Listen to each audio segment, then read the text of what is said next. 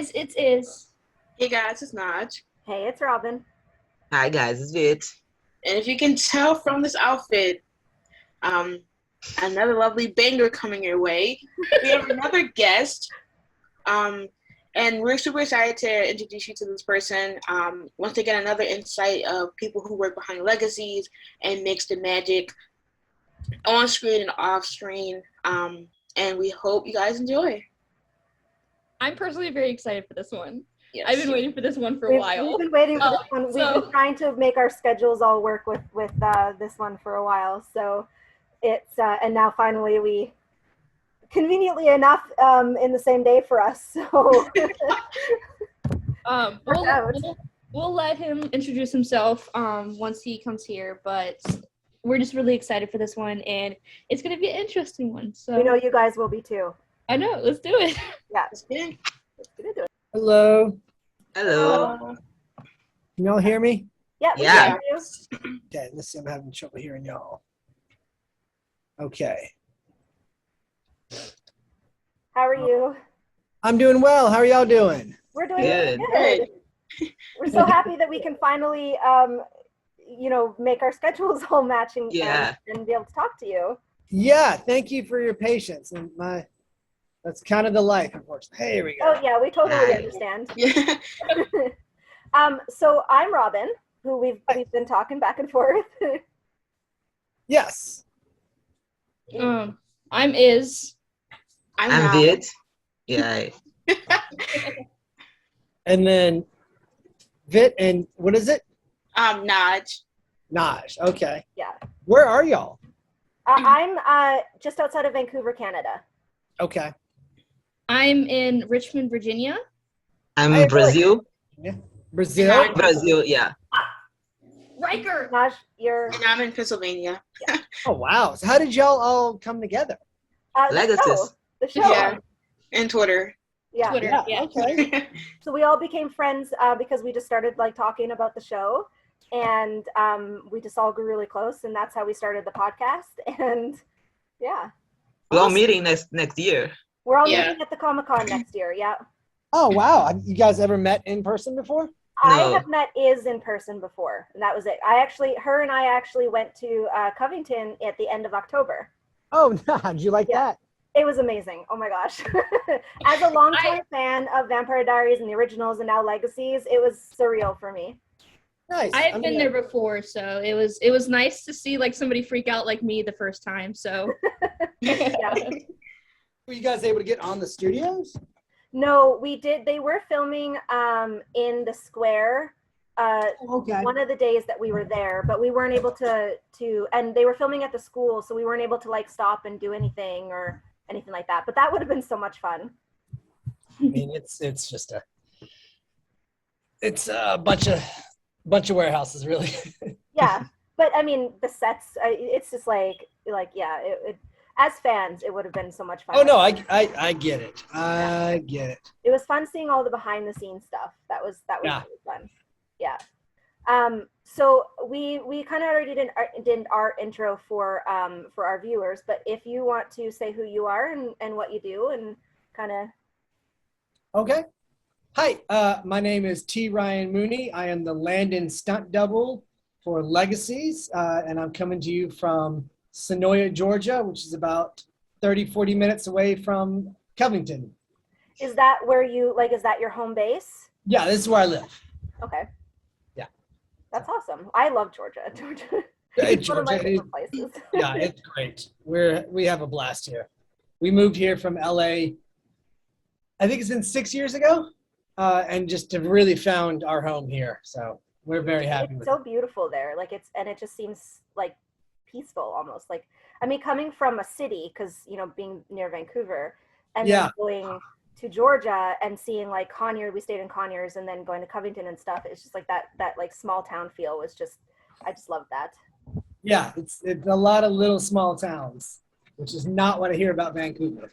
No, it's definitely, Vancouver is definitely not. It's way too big and way too loud, and I don't even like going into Vancouver half the time. Can you hear me with it's just started to rain. Can y'all hear me all right? Yeah. Yeah. I can hear you. Okay. All right. Let me know if I jump up and run in. It's because it's starting to rain too bad. Okay.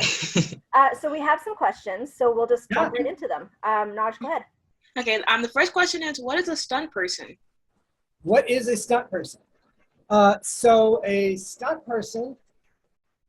Man, let me try to pare that down. So we come on the set and we work underneath the stunt coordinator, who's our boss, and we do things that are physically either require a high degree of skill or have a high physical risk.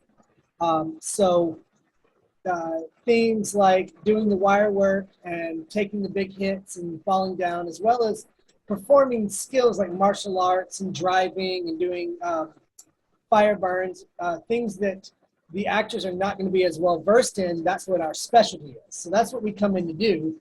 And a stunt double is somebody who wears the same wardrobe and looks like the characters, and we switch them out when we film so that you think it's the characters doing it still, but we're not able to put the actors at risk. How long have you been in the industry? I have been in the industry, as it is pouring rain on me. I have been in the stunt industry for 15, it'll be 16 years, 2022. I started as a extra. I moved out to LA knowing that I wanted to get into stunt works. I was in theater and had done theater in high school. And I got to LA, started being extra, and then started training, meeting the right people, and getting opportunities and turning those into the next opportunities. What made you decide to get into stunts, and what is the process for that?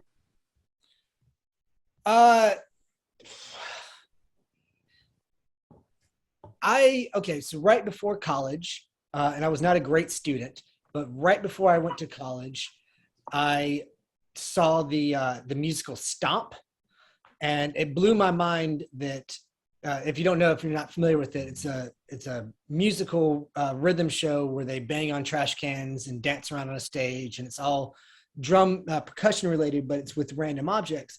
And it just blew my mind that these guys made their entire career and their entire living out of traveling the world banging on trash cans. And I thought, oh, maybe college isn't the only way to go.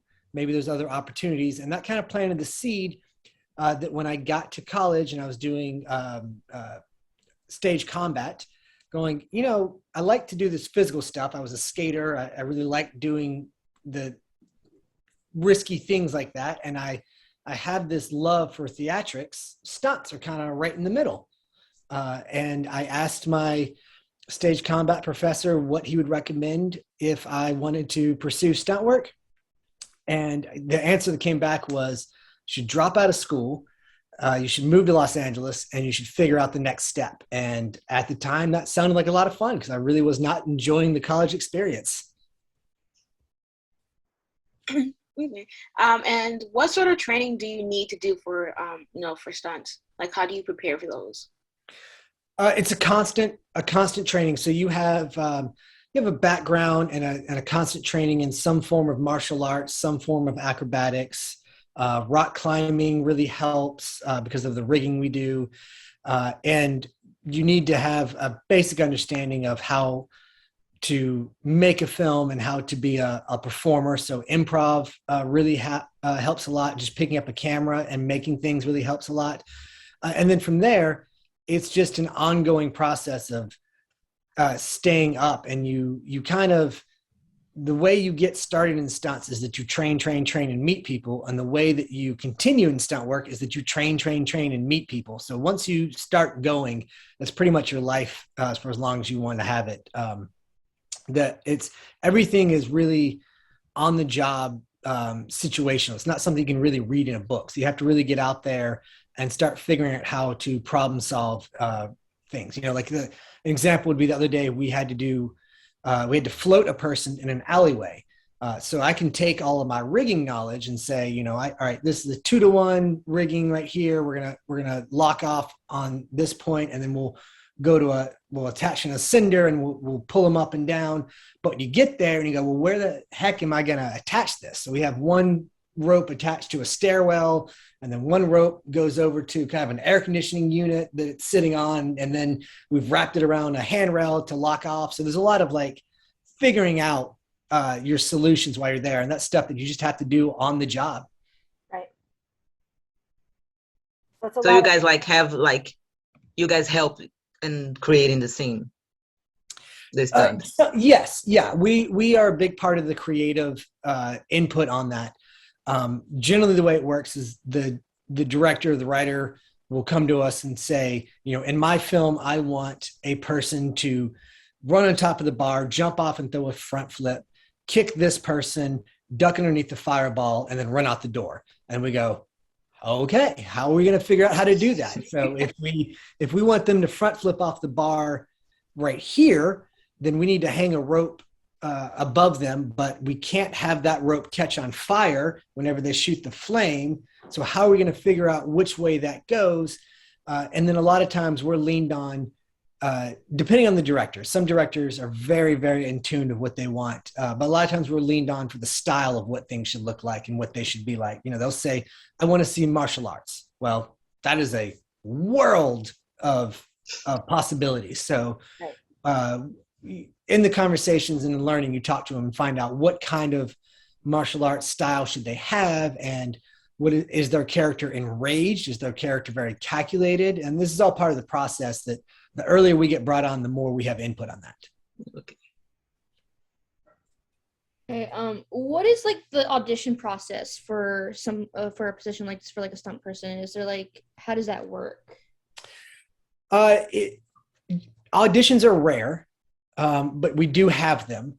Most of it is connections and who so you get brought in if they want, hey, I've got a movie that I need. The guy is a jet skier, professional jet skier, so we need a jet ski double.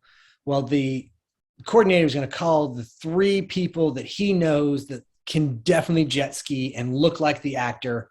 And then if of those 3 people, you might get together an afternoon and say, all right, hop on your jet ski, go that way real fast, do whatever you can do that's cool, and come back. And everybody will do that. We'll show the director, we'll show the actor that they're doubling, and say, hey, which of these do you like? But that is rare these days. A lot of times you're just working off your reputation. So they'll say, hey, I need somebody who can rollerblade and then do a fight scene. They go, well, that's one person. That's T. Ryan Mooney. So we're going to bring him in. So. Okay, that's really cool. I didn't know that. Yeah, it's a very tight network. Generally, once you start working, we try to keep it in-house, which means it's very, very hard to break into, which is very frustrating for people that have a desire to get into a stunt career. My defense to that is, yep, it's hard for everyone. And the reason that we keep it so in-house is because, like I said earlier, the education really can't be taught. It has to be passed on through experience. And so by keeping things in-house, you're able to, or keeping things within your network, let's say, within the family, you're able to make sure that the people that are continuing to work are people that are getting knowledge from all these different sources, which means that you're safe when you're on set and that you're going to be taken care of. Right. It's also, just to put it out there, new people come in all the time. Break the door down, come in, figure out how you're going to get in. If you can get on board with the program and understand how it works and you can provide value, we're happy to have you. Okay. Have you had like a particular stunt that was like difficult to master or took more time to practice? Like anything that comes to mind? Difficult stunt that was hard to master. That's a really good question. For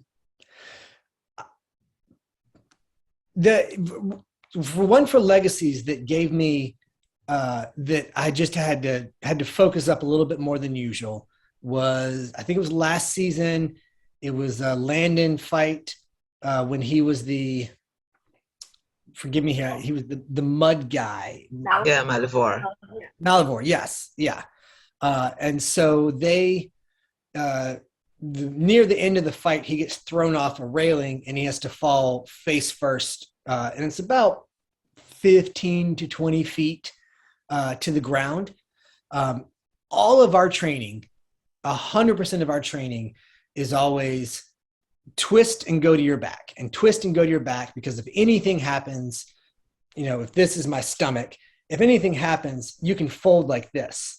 If you fall like this, it's a lot harder to fold that way. There's a lot more potential for injury, but the script called for this face down fall, and then Landon looks back, and the incredible riggers, which were keyed by Mark Ohms. He's been the key rigger on Legacies for a long time, had set up a really awesome rig. And it would stop me about, my hands and my elbows could hit. So like 6 to 8 inches above the ground, it would stop me.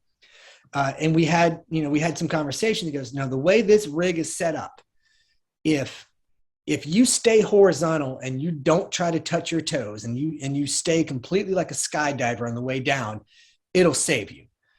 If you panic and you decide that you want to try to land, this rig won't be able to stop you, because then you're raising your hip level up to the point that the tension doesn't ever, the deceleration never kicks in, if that makes sense. So at that point, you're just jumping off this thing, and you're probably going to shatter your ankle. And so that took a lot of mental focus to say, ignore all of your habits, don't touch your toes, and don't, because you get down to there and you're thinking, oh my God, oh my God, oh my God. And so you want to tap your toes, or you want to do something, but that would actually make it way more dangerous. You have to trust the rigging and keep yourself completely horizontal. And we did it a bunch. I think it was 2 days of rehearsals and then a day of shooting. So we got it dialed in. Thankfully, Legacies gave us the time, which we really appreciate. We don't always get that. But they gave us the time to dial it in. But that was a particularly difficult one to wrap my head around. Let's say that. Yeah. That was one of my The old mule. actually. Yeah. I love that scene. It was, Yeah, I'm very proud of the way it came out. And, Yeah. and that's one of our favorite episodes, actually. oh, good. Yeah. Yeah. And that also has the Julia Maggio doing that incredible backflip up to precede it. Oh yeah. It was a lot of work on that episode. The stunt team had a lot to do on that episode. It was a lot of fun. Those are some of my favorites, like with all the stunts and stuff, and it's like seeing, and it's like, what happens behind it? How did that happen and everything? Yeah. So this is a lot of fun right here, hearing all this. And Oh, good. Yeah. Well, Legacies is very unique in that they are not afraid to do stunt work. I mean, they have, and this goes all the way back to the originals and goes all the way back to Vampire Diaries. They have always made good, heavy stunt work a tentpole of their productions, whereas other shows that are more, that are soap opera in nature, the way that these shows are, they tend to say, let's have a little scuffle, let's have a little fight, let's do a little thing. Legacies has been, we're supernatural, we're going to do big stunts. we're gonna do it. Yeah. It's awesome. It's an awesome show to work on. Awesome show. Well, we love it. So Yeah, obviously. Yeah. Okay, that can kind of lead into what we were talking about. Is like, is there like what's kind of worst injury that you've gotten from a stunt, and or if there is any injuries? Oh, sure. No, you get banged up all the time. So the worst injuries are the things that it's not one stunt. You just accumulate. I mean, I've got back pain. I've had to go to set before with those, those icy hot patches. yeah. I've had, if this is one, I've had them like this on my back. But that's the sort of thing that adds up. The worst one I ever did that was that went wrong, and I learned a valuable physics lesson, which is that fire will always move faster than a human. I had to catapult over a truck, and then as I was catapulting, they wanted a flame to be behind me. We were simulating a motorcycle wreck, and this was on a music video. So they wanted me to be like, I got launched over, and then there was a big flame behind me. And the first time we did it, we decided that about the time I was hitting a thing called an air ram, which is a catapult. When I hit the air ram, we would the special effects team would also hit the fire and make the big explosion go up, because you want that timing. Well, the fire beat me to my mark, which meant that instead of the fire being behind me, I went through the fire. Which is not what we had planned. Right. And it wasn't terrible, but I got some burns. I got first, second degree burns on my face. And it was really, it was shocking. It took me a little bit because then also, at this point I'm blind. I'm in the air. I'm blind. Yeah. Fire, because everything has just gone orange, and then I've closed my eyes. And then I hit the ground, and I don't know where the ground is because I'm just kind of covering up. Right. And then I kind of cover up and scamper off and kind of figure out like, okay, I'm okay. I can open my eyes. It hurts, but everything still works. Go see the medic. From there, we were like, okay, well, we still haven't got the shot, so we got to go again. And that was one that I was really, really nervous about, because we're like, okay, well, like, how are we going to do this correctly? And we made adjustments. The effects guy popped the pyro later, and it came out terrific. And then the music video never used the shot. Oh no! No. That's how it goes. That's how it goes. Oh, that's so sad. Yeah, I mean, that's the business. Yeah. Is it your turn? Mine. Okay, so from the last 3 seasons that we have seen already, what was being your favorite stunt to perform? On Legacies. On Legacies. So there was the one we just talked about, the fall off of the railing. That was awesome. The other one I did that was a lot of fun, that was again Landon getting blasted by Hope, because they have the way they write this show is particularly amazing for me, because they have given Landon so many opportunities to be a good guy and a bad guy. And it's terrific. So when Landon got, when Landon was I think a golem, is that what it's called? Yeah. And he tricked somebody into transferring into him. Oh yeah. Yeah. So that ends with him being smarmy, but as someone else, and he's popping off to Hope again, and Hope is just sitting there building and building and building, and then just blast him. That was a big giant wire rig, again rigged by Mark Ohms, who's an expert, where I got yanked from one end of this field to another. It was probably I think it was like 25 yards. I got all the way, and that was just, it was awesome. It was huge, it was just a gnarly little thing, and we had a fun little fight leading into it. It was a lot of fun. That is a fun scene. That was when It was 207, right? Yeah. I'd have to go back and look at what episode that was. Yeah, 207.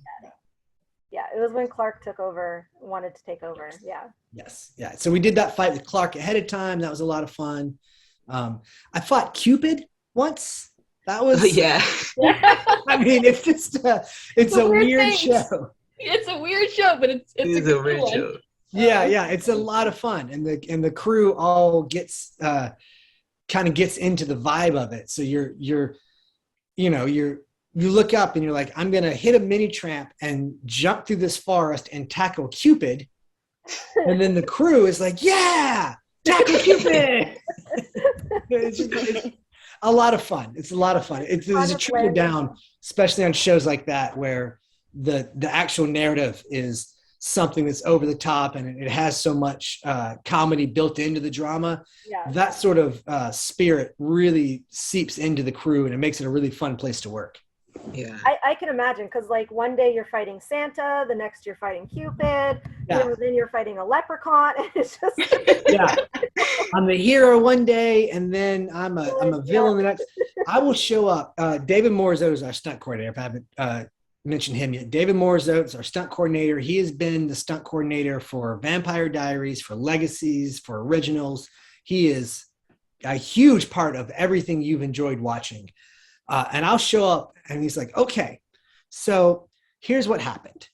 you and Hope jumped into a pit, and that pit was Malivore, and that pit equaled another realm, and then you guys got separated, and then Hope escaped, but then you were able to get out, but then Malivore took charge of you, and then you became a mud Landon who's wandering around. I'm like, okay, so you need to do like this stair fall. I'm like, okay, got it, stair fall, 100% got it, and every time that's all I got. And I was like, this is just, and because it's not like I can watch, it'll be episode 8 of the new season that we're filming, so I can't go watch the other seasons to understand these things. Yeah. I'm just trying to keep up. Like, okay, I'm a mud Landon. Got it. Especially Landon, because like he goes through a lot. Yeah, he goes through a lot. That poor boy, he needs a break. Yeah, well, I hope not. That's good for me. Were you one of the ones?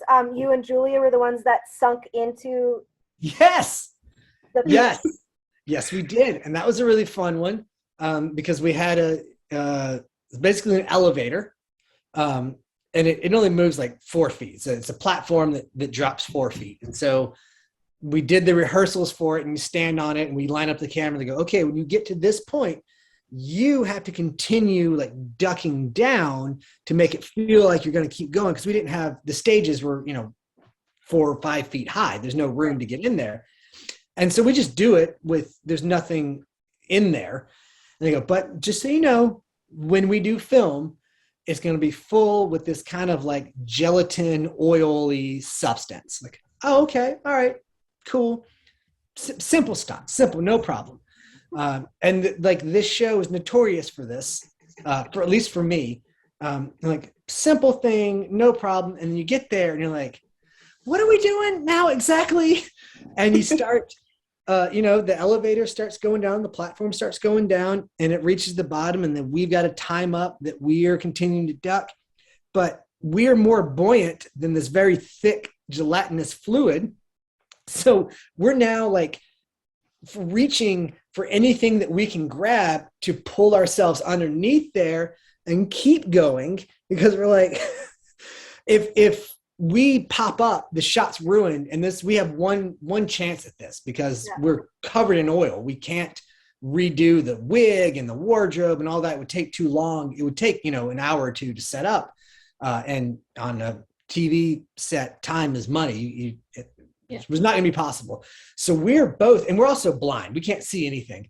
We're both just grabbing whatever we can grab for, and then grabbing each other to try to help each other out and pulling each other down. And you can't hear anything. And we're like, we're just going to stay here until they call cut, I hope. And then when we pop up, hopefully we haven't ruined the shot, because I don't know how long they want this to go. Well, and then that scene too, Hope and Landon were kissing. So it's like you can't even like move your heads. You have to like go down. Yeah. Like, imagine how difficult that would be. We did that. And then the same thing when I forget who generates the flight, but in the library, I think it is, they're kissing, all of a sudden they look up and they're flying. Yeah. Same thing. They're like, okay, you guys have to hold together, and we have this rig that's going to pull you up. And then like, okay, you guys ready? Okay, everybody get set, cameras are rolling. By the way, you're kissing. And actually, it wasn't quite like that. We knew a little bit going in. Yeah. But like, we're like, how are we going to do that? I'm like, well, we'll just set it up on the day. We'll figure it out. We did another, like, it's been so much fun doubling Landon. We did another one when he decided that he just was going to kill himself a bunch of times to become the Phoenix. Yeah. Spoilers for anyone who hasn't watched the show. I don't know why you're watching this if you haven't. So he ties himself up in with a cinder block and jumps off of a dock. That was early second season, I think. Yeah, it was 201 that he did that. Yeah, okay. So, I have myself with a rope around me, and I have a cinder block, and we have it rigged up that if anything goes wrong, I can pull the rope and get out of there. And it occurs to me, like, as I'm sitting there going, I'm like a birthday party Houdini right now. Like, this is just the silliest thing I've ever done. Okay, here we go. Jump in the water, float to the bottom, try to find the brick so that it'll keep you down so you don't float up and ruin the shot. It's a weird show. Well, yeah, Landon, he's died a lot. Yeah. This end of season 3, when he had to like fly back into the train yard, like because Hope Punched him. Like dude. She does. went and punched him and like made him fly. I'm just like, my goodness, can Landon just like have? Well, it's so wonderful for me. Yeah, definitely. For me personally, selfishly, usually when the character you're the stunt double for dies, that's it. You got to go find another job. Not on this show. Landon just keeps coming back. You got the lucky part. He just keeps coming back. Okay. You're good. Terrific. Absolutely terrific. Although he's got At which point we should bring up how great Arya is No. and what a trooper he is. He's not, obviously what a good performer he is. He's also an incredible person offset. He's a very, very nice person, very much team effort. Not every actor is going to want to jump in there and be a part of the training that's required. He does. He's absolutely anything you tell him to do. He's game. He listens. He picks up the choreography extremely well. So I mean, it's his show and it's his performance are really making these things. Yeah, we're huge Arya fans. We love him. We think he's great. So, yeah. And I think you already answered like the next question. Like, you have like any funny behind scene stories? Like, you tell us a lot. Like, Yeah, really. Well, okay, a lot I cannot share because it's a No, lot. yeah. Is their personal lives, and I'm going to let that be. But just what I was saying about the trickle down, there are four or five posters in the green room area where it's where all the actors and it's where all the offices are and the actors have their rooms. And there's the cafeteria. It's kind of a little small campus. There's about 5 frame posters along the hallways of each of the lead actors. And every episode, I make a point of going down the hallway to find out what has been written on these posters. Because without a doubt, there's some, like 1 week, everyone had mustaches. And 1 week, everyone has funny hats. And it's just constantly, I've never caught anybody doing it, but constantly there are people graffitiing these different posters. And that's just like, it's just a fun little, like, yeah. And then you walk, you'll walk to set and you'll walk past the prop department, and there's a Wolverine head and 8 skeletons and Cupid's wings and just like this random stuff. And it's just like, it's everything. Whenever you see a movie that does like a quirky behind the scenes and they show like the movie getting made and there's all this wacky stuff around, it is exactly like that. It's funny. This is a weird show. We talked to Elijah, who plays Wade, and he was saying that one day he was just walking down and like Santa was standing there, and it was just, he's like, is Santa going to be a monster?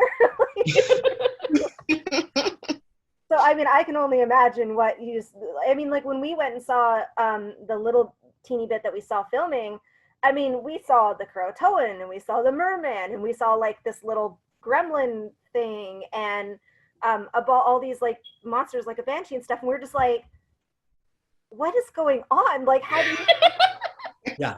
And this is like everyday life for you guys, so like what, I mean, it's really cool, but like what is happening? Right. And the detail that they that each department is putting into everything they're doing, the set dressing is kind of responsible for everything that would be background, so making up the town to look a certain way. You're just not going to ever be able to capture it on your screen when you just go through and you're like, the tiny little details of the storefront signs, and like the sales that are happening and and it's all really like super magical. And then at the same time, because it's always film and TV, we'll have a thing where they're like, hey, we need I forget what it was. It was I think it was a sword somebody had to like teleport to them. I'm like, we need this sword to like float through the air.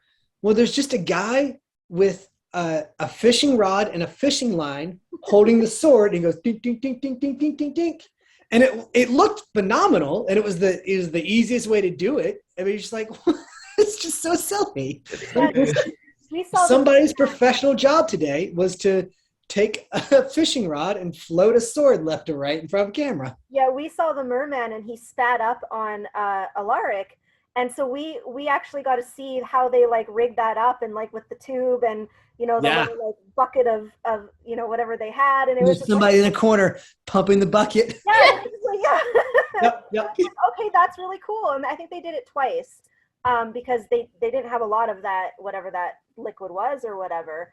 But the details, like we saw the merman up close, and my gosh, the details are just like, he was incredible. I can't. Yeah, the details, unfortunately, there's just no way that you could ever be immersed in it as actually being there.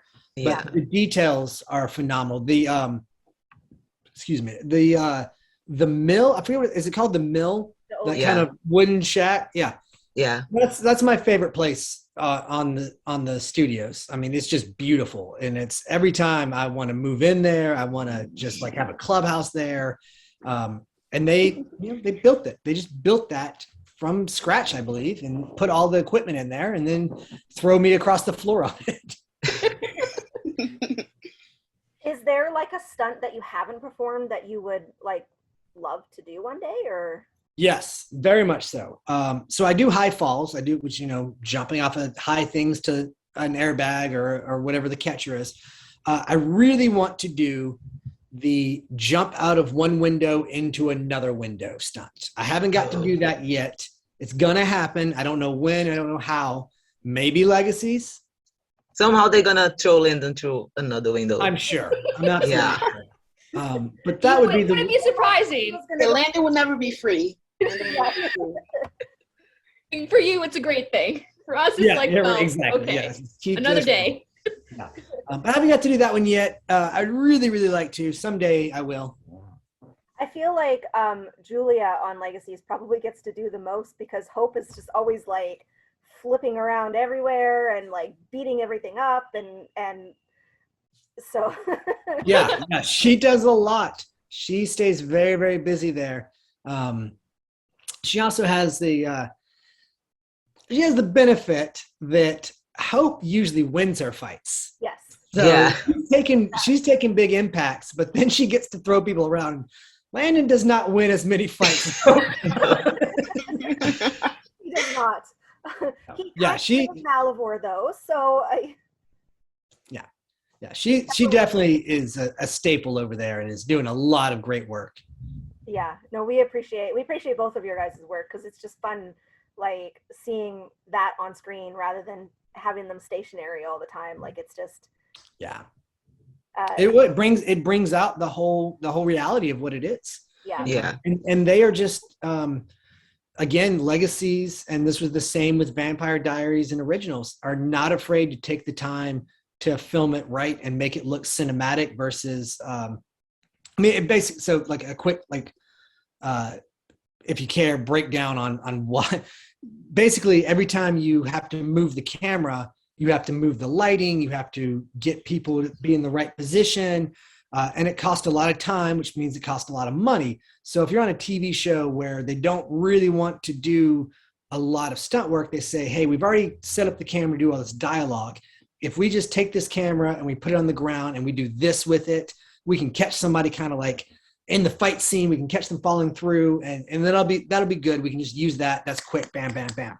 Which, nothing wrong with that. That's just a stylistic choice. It's a way to save money and time. Legacies will say, no, we want this to look as good as we can possibly make it look. So we're going to do all this dialogue, and then we're going to pull in a big, giant crane, and we're going to shoot this overhead shot of the fall, and then we're going to pull back and have Landon rolling all the way down a hill. And when they could have just done this with the camera and gotten it, they pull in all of this heavy equipment and take the time to make it look great. And I think that it really helps add to the overall quality of that show, and it brings out the magic. You're not feeling like you're missing something that's happening off camera. You're seeing these people fly around and launch around, and the effects of what happens if there's a big fight, and you know, they have quality props. You're seeing dodgeballs get exploded, and you're seeing walls shatter. I mean, they take the time to make that world real. That's one of the things that we really love about it too, is because there's so much work put into it. And again, not a lot of people realize that, because when they're watching it, they're you know, watching their favorite actors or whatever, their characters, but they don't think about everything that's going in behind it, and like all of the work that everyone else is putting into it, you know, as far as the set or the stunts or the costumes and stuff like that. So being able to like talk to you and like appreciate it is really cool, because we just want people to know, like, and appreciate everything that you guys do behind the scenes. Well, thank you. I appreciate that. I think that when you're watching it, if you're enjoying the show, we should melt into the background. You shouldn't, you know, sometimes you say, oh, I really like that special effect. I really like that stunt. I really liked, you know, the wardrobe or whatever it is. And as cool as that stuff is, to me, take the time to appreciate it later. But when you watch it, you know, melt into that universe, and we should just disappear into the fabric of what you're watching. And that is what, when it's done well, that's what happens. And then it's really, really nice afterwards to be given that appreciation, because we certainly would take it. I know. I think I watch it. I watch the episode at least twice, because I like enjoy it first, and then afterwards I try to find, because they always put in like little things here and there afterwards that I try to like go and find and appreciate, and see if there's like any foreshadowing or anything like that. So, yeah, it's a very layered show. It is. It is. It makes it really rewatchable. Sometimes easy for us to film a podcast because we could just. It makes it really easy for us to do the podcast, because we just can pick out new things like all the time. Right. Well, it's really fun if I'm there on the right days, because I'm not there Monday through Friday, but the way the shows are structured, you know, I think it's like a 2-week shoot per episode. It's 2 to 3 weeks, and so at week 2 they start the prep for the next episode. So they kind of, you know, you're always layering it. So if you're there at the right time, at lunch, they dim all the lights and they project the last episode so that the new directors coming in know where their episode is starting. And you get this really awesome experience of just watching this with people that are not only worked on it and are excited to see their work come out, but they're really fans of the show. They're there because they really appreciate getting to work on this show. And it's a really loving environment to watch an episode in. It's a lot of fun. You know, everyone we've talked to, that they just keep saying that it's just like, it's such a fun environment. Everyone's just so nice, and it's just like a family almost. Like you just like walk in and you just feel so welcomed. So yeah, and that's everyone says it, because that's not always the way it happens. You know, there are some shows where it's really tense. You know, you're not making your budget, you're not making your time, so everybody's in a panic. There are shows where you go, oh, this is really crappy. Like, we're just not making good stuff here. Yeah. And Legacies is not like that. And so when you get on that show, it's really enjoyable to be able to do things that are high quality for us. You know, we're doing high quality stunt work. We're doing big wire works. We're doing fight scenes that we're given time to rehearse, which is not always the case. Like I said before, we're giving like important things that play to the plot of the whole episode. We're not secondary. And then on top of that, everybody is nice and everybody is friendly. And I have never had a check be wrong or late, and I really appreciate that. So it's just a really good work environment to be around. That's awesome. Speaking, we'll kind of go off Legacies a little bit. What other shows have you worked on?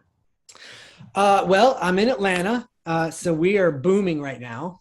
I'm trying to think of what I can say that's not NDB, not NDB, not non-disclosure. Right. I forget Yeah. what that is. Yeah. Not non-disclosure clause. Yeah, sorry. The NDB is a thing up with our paychecks. It's a little like when you get to eat.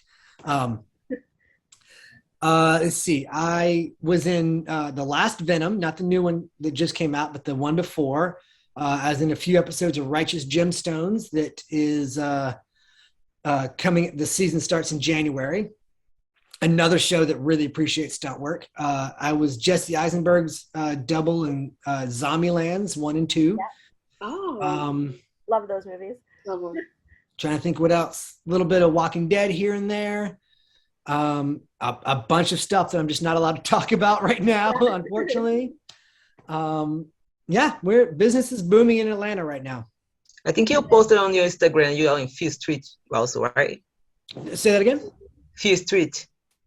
Yes, I was on Fear Street. Yes. Did you see what I posted on Fear Street? Yeah, Instagram, yes. Yeah. I follow Instagram. You're always posting your videos from Stunt, and I think that's amazing to watch and see how it's working behind the scenes. Oh, good. Well, I'm glad because it's very self-promotional, and so I like to hear that someone actually like enjoys it because you get I'm just being like, look at me, which is not a very good way to be. But I like to try to be entertaining when I can with it. I was in Fear Street, and if you haven't seen it, you're gonna need to go watch that. It's kind of a PG-13 rated stunt, but there's your hint. But I was there because I'll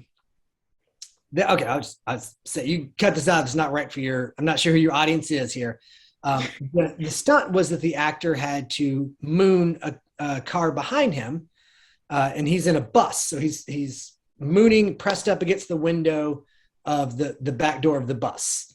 And the reason I was there is if anything went wrong and that bus door opened, they didn't want the actor to fall out while the bus is moving. If the bus is moving, if that wasn't clear. We're all driving, And so I'm thinking, nothing's going to go wrong. However, if it does, I'm going to fall out of the back of this bus that's moving at a pretty good speed, and my pants are going to be around my ankles, and then there's a car behind me that hopefully will avoid me. This is just going to go horrible if anything goes wrong. Like there's no in between about this being okay. And it was fine. We did it. And everybody got a big laugh about it. And it's now a very memorable part of my career. I could only imagine you getting that and just be like, okay, this is what the stunt is. Yeah. Well, that's Alan D'Antoni does a lot of, that was our coordinator. He does a lot of comedy films like that. We just wrapped another one from Netflix that I will tell you about whenever it comes out. And he's a good guy. And he's like, okay, so don't say no. Here's what you have to do. Don't say no.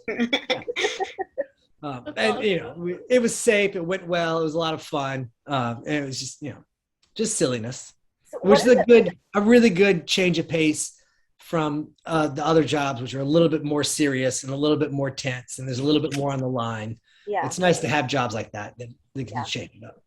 So what is it like? Because like for The Walking Dead, for instance, you have to have, I'm assuming you're a zombie, so you have to have all of that like makeup on and stuff. How does that affect how you're doing your stunts? Like when they're doing you all up and. Tremendously. It affects it tremendously. So when you have to do the creature work, usually you have like a full head prosthetic, and so it's either glued on, which means that you have been there in the chair for about 3 to 4 hours just getting poked with a brush where they glue and paint and do everything, and they do amazing work, and you have to just sit there like this because they're truly artists. And you can't be moving around. You can't really eat. You can't really talk. You kind of fall asleep, but you don't want to fall asleep and slump over. And then once you're all stitched in there, and once you got your mask on, you've got the glue stuck to your face, and you've been painted up and down, and they've got the wardrobe, and maybe you've got some other pieces glued to you all around. Then you've got to figure out, how would this creature move? Because that creature doesn't move like a human usually. That creature has to have a different gait and a different movement.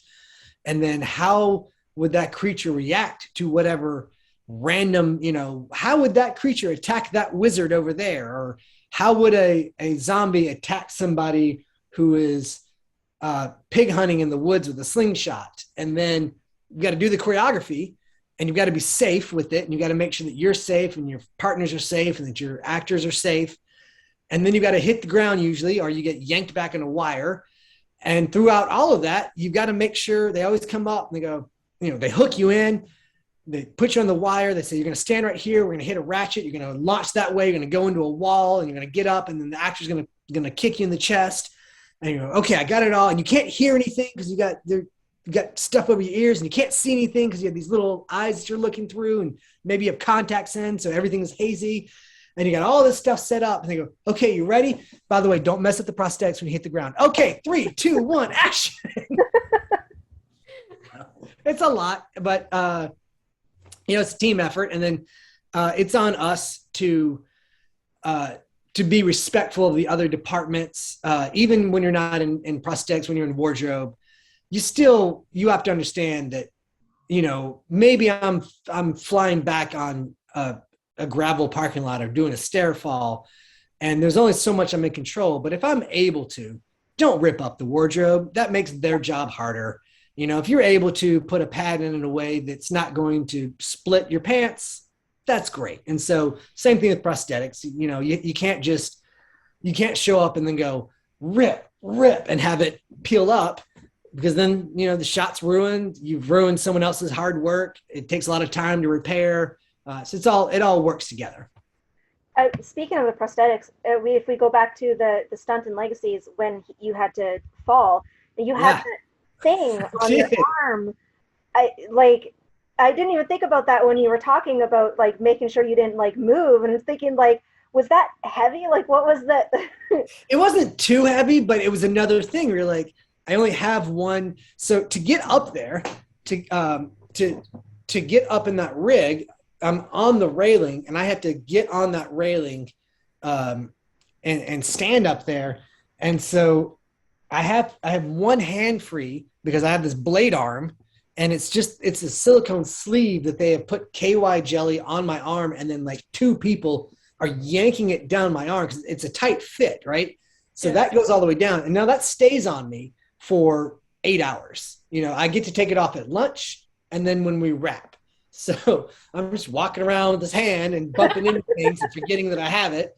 And then you go up there, and they clip you into all the wires and everything. And then I've got to climb over to the other side of the railing so that I can get ready to fall, because the way it's all set up, you have to fall. You don't jump over it, if that makes sense. I've only got one hand. So if I slip, I can't grab with this flipper, and then, my hand is kind of like this in there. And so you're I really don't want to hit my hand because I'm probably going to break a finger because of the way my hand's all kind of jammed in there. And it's a lot. It's just one more thing to deal with. And that's always the case with stunts. Without giving it away, I had to do a stunt where I was on top of a platform, and I'm on a mini tramp. We're about 15 feet in the air, and I have to hit the mini tramp, bounce, and do a flip like I'm out of control. We just have this explosion behind us. And that has to time up with the pyrotechnics, and then I go into the catcher. So it's this big whole thing, I'm hitting a platform. I'm hitting a trampoline on a platform that's 15 feet in the air. So I've trained, I've trained in gymnastics. I know how to do this flip. I went ahead the week or two prior and drilled it so that it was ready to go, and I knew what it was. And then when we get there, they go, oh, and here's your wardrobe. And I've got a helmet, and I got to hold a rubber gun, and I've got all of this equipment. So now I went from training in my sweatpants to I'm this big. And then have to hit the trampoline. That's just always the case, because you can't have it's just never going to be in sweatpants. So. That that must be so difficult. So were you the one, did you fly through the air when Landon was flying? Were you the one, like, did you get to do that? Which episode? Landon 213, when after he's carrying Dorian, like Dorian's body. No, that was not me. I didn't do that. I think that was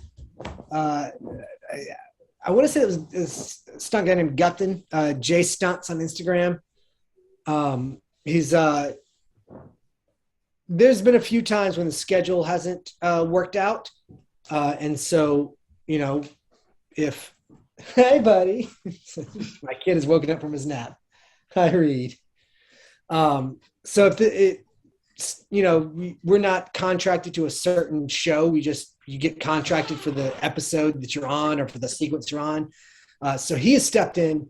If I've not been available, he's stepped in and done things. And if he's not been available, I've stepped in. So it's a ever flowing thing. So Arya has had 3 or 4 doubles over the course of Legacies. I mean, he's had so many Landons too, so it just exactly. It all works together. Yeah. I wonder if I'm making this up. Has he had to fight a clone of himself? There was some, maybe it wasn't Legacies. I had to do an episode of something. I forgot what it was, but I was the stunt double, but then the actor had a clone. And so I was playing the clone, fighting the actor as the stunt double. Like, it gets weird. But I forget what show that was. It wasn't Legacies. I know they did that in Lucifer with Tom Ellis because he had to fight his twin. Yeah. But I can't think of another show that. I'd have to go back and check. But yeah, they throw some weird stuff at you, which is fun. It's really exciting to be a part of. And it keeps things interesting, right? It's not the same thing over and over again. And yes, it keeps things very interesting. I was thinking of from season 1 where Landon had to be thrown into the painting of himself and he was like covered in paint. I don't know if that was it wasn't me. I think I came in the end of season 1 into season 2, or I started, what are we on right now? The 4th season? 4, yeah. So I came in season 2. Okay. And I did season 2 and season 3. Yeah. Like when I think of stunts, I'm like, oh, he was thrown into a painting and then he got up and all of it was covered in paint. But yeah. But throwing that boy a lot of that. Throwing the boy around, which is great for you. Keep it going, guys. Let's just keep it going. Have him almost get to the top of the mountain and then just kick right off again. I love it. Let's just keep putting Landon through the ringer. Yeah, it's terrific for me. Yeah, no doubt. Well, with hope with no humanity right now, who knows? Who knows what will happen? But anyways, we'll wrap up.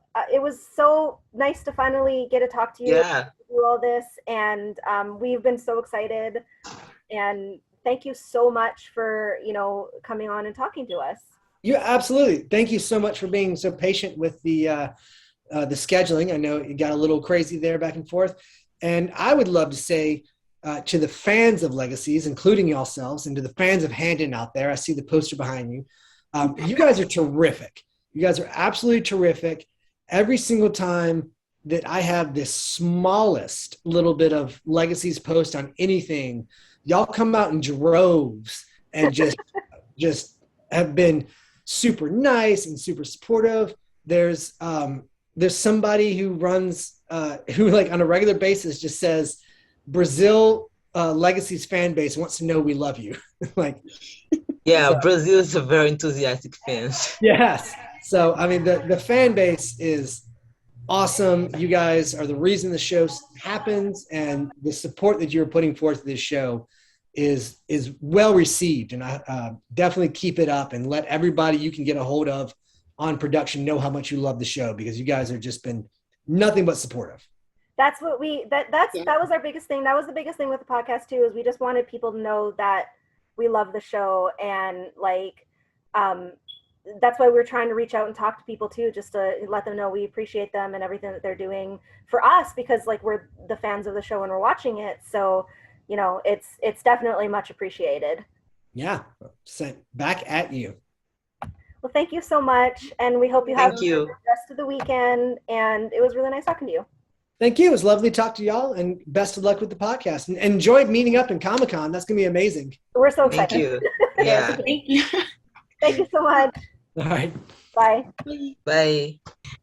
And that was our lovely discussion about legacies and the magic behind being a stunt double and a stunt person. We hope you guys enjoy, and thank you for all the support. Once again, without you guys, we wouldn't be here, and we hope you guys enjoyed this episode. Make sure to like, comment, and subscribe for more Handon content. Social media and streaming platforms will be linked in the description. Until next time, thanks for all the support. And if there's any department or something that you would like for us to kind of try To reach out to. please let us know. You know, we love doing this and talking with them and seeing behind the scenes and kind of getting the idea of how the show works, because it's completely different than watching it and, you know, seeing it on a screen. And, you know, but yeah, if there's any department that you really want to see, we will try. We can't guarantee, but we will try our best to make it happen. Yeah. All right. Thank you guys. Thank you. Bye. Bye.